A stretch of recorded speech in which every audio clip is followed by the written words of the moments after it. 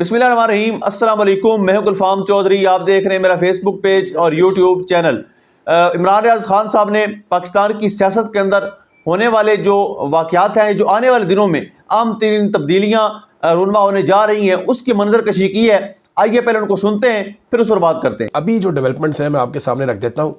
आपके लिए थोड़ी सी ये हैरान कुन होंगी, लेकिन ये वो इन्फॉर्मेशन है जो मैंने मुख्तलिफ जगहों से इकट्ठी की है, और जब उसको आप कैलकुलेट करते हैं तो आपको समझ आती है कि खेल सिर्फ वो नहीं है जो आपको सामने दिखाई दे रहा है। पसे पर्दा एक और खेल भी जारी है और मुमकिन है कि वही रियल गेम बन जाए। मैं आपको बताता हूँ कि 2-3 चीज़ों पे अलग अलग इस टाइम पूरा सिस्टम मिलकर काम कर रहा है। वो चीज़ें कौन सी हैं वो बाद में, लेकिन पहले आप ये देखें कि ये सारी नौबत क्यों आई। पाकिस्तान तहरीक इंसाफ ने जो एहतजाज किया ना, उससे पूरा का पूरा निज़ाम हिल कर रह गया है। यानी बदतरीन आंसू गैस थी, बदतरीन, यानी पाकिस्तान की तारीख में इतने शेल आंसू गैस के मारे ही नहीं कभी किसी ने जितने इन्होंने मार दिए। जितनी खौफनाक रुकावटें थी, ऐसी रुकावटें कभी किसी ने देखी नहीं। रबड़ की बुलेट्स जो है, जो कभी एक आधी गोली चलानी होती थी, उसको लगातार लोगों के ऊपर बरसाया गया है। बेशुमार लोग ज़ख्मी हुए, बदतरीन तशद्दुद हुआ है, हज़ारों की तादाद में लोग गिरफ्तार हुए, लेकिन उसके बावजूद लोगों ने कहा हम पहुँचेंगे, और लोग पहुँचे। डी चौक अली अमीन गंडापुर का पहुँच जाना ये आज खुद एक बहुत बड़ी कामयाबी है। इसके बाद का जो कुछ हुआ, जैसे भी हुआ, उसके ऊपर आप उंगली उठा सकते हैं, सवाल उठा सकते हैं, लेकिन मेरे ख्याल में ये सारी चीज़ें इमरान खान पे छोड़नी चाहिए। अली अमीन गंडापुर ने जो किया और जो कहा और जिस तरीके से किया, उनकी अपनी एक स्ट्रेटजी है। इमरान खान को उसका फ़ायदा हुआ या नहीं हुआ, लेकिन एक बात तो कन्फर्म है, ये अली अमीन गंडापुर के एहतजाज की वजह से है कि हुकूमत बैकफुट पे चली गई। गो कि हुकूमत जो है वो कोई कमज़ोरी शो नहीं करना चाह रही, लेकिन अंदर से ये बुरी तरह हिल गए हैं, क्योंकि लोगों की इन्होंने रेजिलियंस देख ली है। औरतों को, बच्चों को, ख़वातीन को बेशुमार लोग इन्होंने गिरफ्तार किए, और उनमें से चंद लोगों को सिर्फ ये मार मार के मना सके कि जो हम कह रहे हैं वो स्टेटमेंट दे दो। ज़्यादातर लोग इमरान खान और उसके बयानिए के साथ अभी भी खड़े हुए हैं।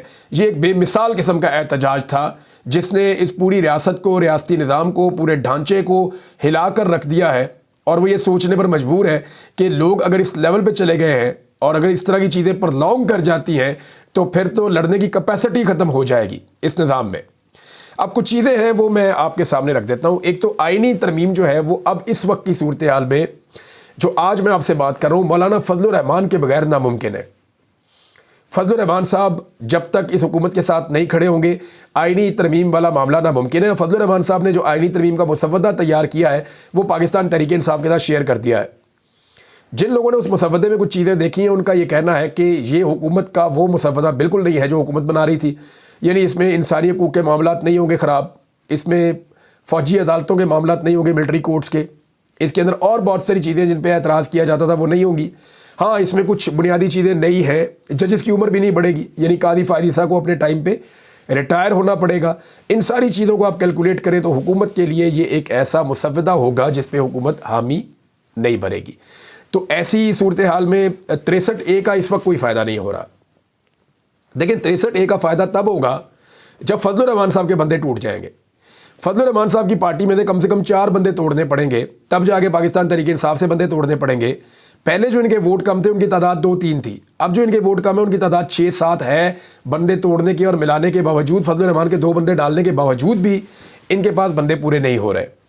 दूसरा, अब आवाज़ें आ रही हैं कि जस्टिस मंसूर अली शाह साहब की तकर्री कर दी जाएगी बतौर चीफ जस्टिस ऑफ पाकिस्तान 1-1.5 हफ्ते के अंदर, और उसकी वजह यह है कि ये नज़र आ रहा है कि वकला भी खड़े हो गए हैं, उन्होंने भी आवाज़ उठाना शुरू कर दी है।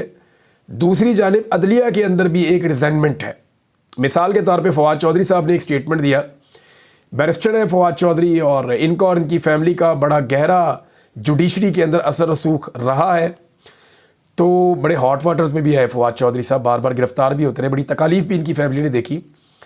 लेकिन फवाद चौधरी साहब उन लोगों में से एक हैं जो स्टूडेंट्स आप ये कह लें मंसूर अली शाह साहब के। तो फवाद चौधरी साहब ने एक क्लेम किया है कि लाहौर हाई कोर्ट से 11 जजेस और इस्लामाबाद में सुप्रीम कोर्ट ऑफ पाकिस्तान से 6 से 7 जजेस इस्तीफ़ा दे सकते हैं किसी भी मुमकिना ज़्यादती की सूरत में।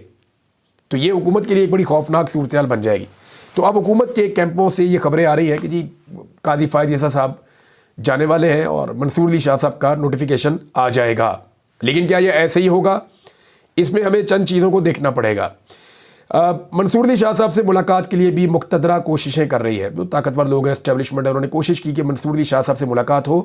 یہ اب میں اس سے زیادہ آپ کو نہیں بتا سکتا, لیکن فی الحال اب تک کی اطلاع کے مطابق ان کی کوئی ملاقات نہیں ہوئی, نہ انہوں نے ملاقات کے لیے کوئی حامی بھری ہے. دوسری جانب ایک چیز کی گئی فوری طور پہ کہ دو چیزوں پہ کام ہو رہا ہے. ایک تو عمران خان صاحب سے ملاقاتیں روک دی گئی ہیں تاکہ ان کا عوام کے ساتھ رابطہ نہ رہے, یا عمران خان صاحب اس سچویشن پہ اپنا کوئی انالیسز نہ دے سکیں, یا عمران خان صاحب اس سچویشن پہ اپنا کوئی لایا عمل نہ دے سکیں, یا اپنی پارٹی کو جیل سے بیٹھ کر بھی وہ لیڈ نہ کر سکیں. اس لیے عمران خان صاحب کے ساتھ رابطے ختم کروائے گئے ہیں اور پوری کوشش کی جا رہی ہے رابطے ختم رہے. لیکن میں نے آپ سے کہا تھا کہ سمن رفت صاحبہ کی عدالت کے اندر یہ کیس لگے گا, اور وہ کل کی تاریخ میں, یعنی کل لگے گا وہ کیس, اور کل پتہ چلے گا کہ وہاں سے کیا ڈیسیجن آتا ہے, کیونکہ وہاں پہ اسی عدالت کے اندر احکامات جاری کیے گئے جب توہین عدالت کی درخواست پاکستان تحریک انصاف نے جمع کروائی ہے. عمران خان صاحب کی بہنوں کو پھر ریمانڈ دے دیا گیا ہے, 2 دن کے مزید ریمانڈ پر پولیس کے حوالے کر دیا گیا ہے. 70 سال سے زیادہ ان کی عمریں ہیں, عمران خان سے بڑی عمر کی ہیں. ان کے اوپر جس نوعیت کے مقدمات بنائے گئے, ان کی گرفتاری کی ویڈیو باقاعدہ موجود ہے, کیسے انہوں نے والنٹیرلی بڑے آرام سے مسکراتے ہوئے گرفتاری دے دی تھی, اور وہ 2 بہنیں ہی وہاں پہ موجود تھیں. تو یہ بہت بڑا ظلم ہے جو ان کے ساتھ کیا جا رہا ہے. لیکن اس کے پیچھے بھی ریزن یہ ہے کہ وہ ہر آواز جو پاکستان تحریک انصاف کے ورکر کو اٹریکٹ کر سکتی ہے یا بتا سکتی ہے کہ کیا کرنا ہے, لایا عمل کیا ہے, اس ہر آواز کو دبا دیا جائے. پھر جو علی امین گنڈا پور صاحب کے ساتھ ہوا وہ بھی آپ سب کے سامنے ہے. اس نے بڑی مردانگی کا مظاہرہ کیا, بڑی جرت اور ہمت کے ساتھ ڈی چوک تک پہنچے, لیکن اس کے بعد جو کچھ ان کے ساتھ کیا گیا وہ بھی ایک, میں علی امین گنڈا پور کو ایک مظلوم کے طور پہ بھی دیکھتا ہوں, ایک بہادر آدمی کے طور پہ بھی دیکھتا ہوں کہ وہ ایک ایسا لیڈر ہے جو لوگوں کو لیڈ کر کے لایا, لیکن ساتھ ہی میں اس کو ایک مظلوم کے طور پہ بھی دیکھتا ہوں کہ ریاست نے اپنی وہ طاقت استعمال کی جس کے ساتھ علی امین گنڈا پور یا عمران خان کبھی بھی لڑنا نہیں چاہتے, اور وہ یہ نہیں چاہتے کہ معاملات ایک حد سے آگے چلے جائیں. کیا آئینی ترمیم کا معاملہ بالکل ختم ہو گیا؟ میں کچھ فیکٹس آپ کے سامنے اب رکھوں گا. احتجاج کی کامیابی کے بغیر نہ اس وقت حکومت کی کوشش ہے کہ علی امین گنڈا پور کو ڈسکس کیا جائے. یہ ڈسکس نہ کیا جائے کہ احتجاج کتنا کامیاب ہوا تھا. اگر یہ احتجاج کامیاب نہ ہوتا تو حکومت اب تک اپنی آئینی ترمیم کے اوپر عمل درآمد کروا رہی ہوتی. اس احتجاج کی کامیابی کے لیے آئینی ترمیم کرنے کا جو مقصد ہے ان کا, وہ ڈیلے میں چلا گیا, وہ پیچھے چلے گئے. ورنہ ہم نے آپ کو بتایا تھا اور یہ پکی خبر تھی کہ پیر منگل بدھ والے دن انہوں نے سوچا ہوا تھا کہ یہ آئینی ترمیم کی طرف جائیں گے, لیکن پبلک کا دباؤ دیکھ کر یہ 2 قدم پیچھے ہٹے ہیں, اور پبلک کے دباؤ کی وجہ سے جو پاکستان تحریک انصاف کے ایم این ایز جو کمپرومائز ہو سکتے تھے وہ بھی مضبوطی کے ساتھ کھڑے ہو گئے ہیں. ججز کا دباؤ میں نے آپ کو بتایا کہ فواد چودھری صاحب جو ہے انہوں نے کلیم بھی کیا ہے. ابھی سندھ اور بلوچستان اور خیبر پختونخوا کے ہائی کورٹس میں کیا ہوتا ہے, اگر تو ججز استعفے دینا شروع کرتے ہیں تو یہ ایک بہت بڑا بحران بھی کھڑا ہو جائے گا اور پورے پاکستان کے اندر ایک رولا بھی پڑ جائے گا. کانسٹیبل عبدالحمید شاہ یہ وہاں پہ جاں بحق ہو گئے تھے اسلام آباد احتجاج کے دوران. ان کے بیٹے کی ایک آڈیو آئی, ان کے بیٹے نے یہ کہا کہ جی میرے والد جو ہے وہ دماغ کی شریان پھٹنے کی وجہ سے ان کی ہلاکت ہوئی, اور اس کی وجہ انہوں نے یہ بتائی کہ وہ دمے کے مریض تھے, اور آنسو گیس کی لگاتار شیلنگ کی وجہ سے جو اس کے اثرات تھے, انہوں نے پہلے بتایا بھی تھا کہ مجھے آپ نہ لے جائیں, مجھے چھٹی دیں, لیکن اس کے باوجود ان کو لے جایا گیا اور ان سے زبردستی کام لیا گیا. تو آنسو گیس کی شیلنگ کے اثرات کی وجہ سے انہیں اٹیک آیا, ان کی دماغ کی شریانیں پھٹیں اور اس کے بعد ان کا انتقال ہو گیا. یہ ان کے بیٹے کا سٹیٹمنٹ ہے, اور ان کے جسم پہ کوئی تشدد کے نشانات بھی نہیں ہیں. تو اس کا مقدمہ عمران خان پہ اور علی امین گنڈا پور پہ اور پاکستان تحریک انصاف پہ درج کر دیا گیا ہے. جبکہ ذلت شاہ آپ کو یاد ہوگا اس کے جسم پہ درجنوں نشان تھے ٹارچر کے, لیکن کہا گیا جی یہ تو ایکسیڈنٹ کے اندر جو ہے جاں بحق ہو گیا ہے, اور اس کا مقدمہ بھی عمران خان پہ ہی درج کر دیا گیا تھا.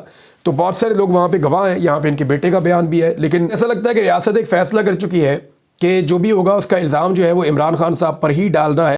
جی بالکل, جس طرح سے آپ نے سنا کہ پاکستان میں بہت بڑی ہلچل ہونے جا رہی ہے اور پاکستان کے جو سیاسی حالات ہیں وہ بالکل بدلنے جا رہے ہیں. آئندہ آنے والے دن پاکستان کی سیاست میں کتنے اہم ہیں ہم نے ابھی عمران ریاض خان صاحب سے جانا, اور انہوں نے اس چیز کو بتایا. اللہ پاک وطن عزیز کا حامی و ناصر ہو. پاکستان زندہ باد.